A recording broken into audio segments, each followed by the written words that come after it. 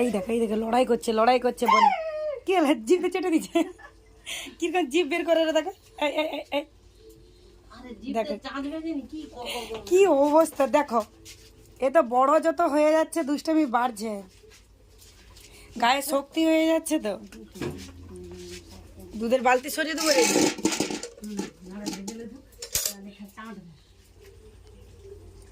দেখো আমার দিদির গায়ে তো কিছু রাখেনি, চিঠি মেজ টেস দিয়ে গোটা ভালো গাটাকে শেষ করে দিচ্ছে।